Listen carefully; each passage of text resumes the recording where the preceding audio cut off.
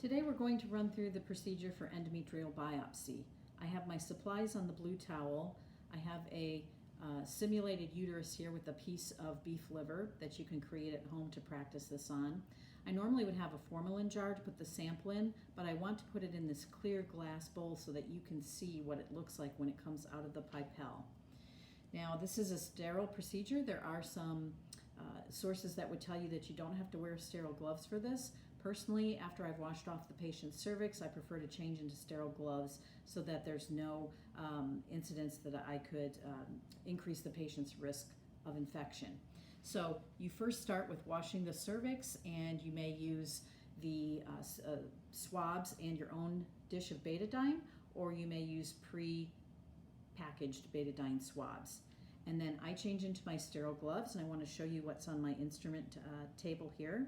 I have a tenaculum to stabilize the cervix while I'm inserting the pipelle. I have a sounding device, and I have two different sounding devices here to show you. This is the older metal sound. Of course, it would go into the cervix up to the fundus of the uterus. Then a swab is placed at the level of the cervix. The sound is removed, and wherever the cervix was, we hold those together as we remove them, and then we take the pipelle, which has numbers printed on it, we hold it up to the metal sound, and we can see at the level of the Q-tip what the depth of the uterus is. Many people like to use these disposable sounds that have the numbers clearly printed on them, and when you put it inside the cervix, any blood in there will actually mark the white plastic sound, so it's very easy to read once you take it out. And it doesn't have to be then measured against the pipelle because the numbers are on it. And the last thing I have here is my scissors, because when we take the endometrial pipelle out of the uterus, we're going to cut the very tip off and squeeze the contents into our jar of formalin. Okay, so we have already put in the speculum and cleaned off the cervix with our betadine. One thing before I insert the endometrial pipelle, and this is a suction within a suction system. Once this, the inner piece is taken out, the suction is created.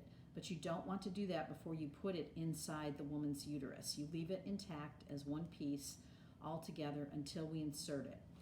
And one thing about the motion of it when you put it inside the uterus, there is a twisting motion that's very important to be able to sample the entire uterine wall.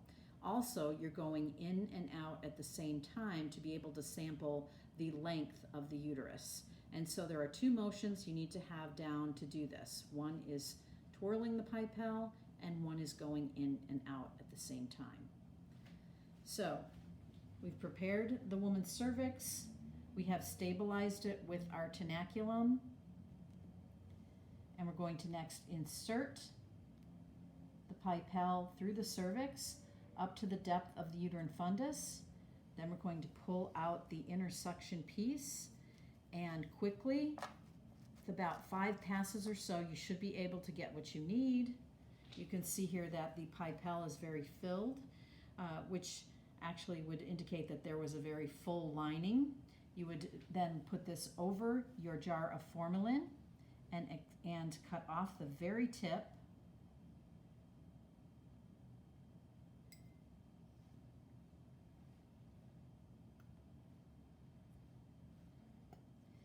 And expel the contents into your jar of formalin.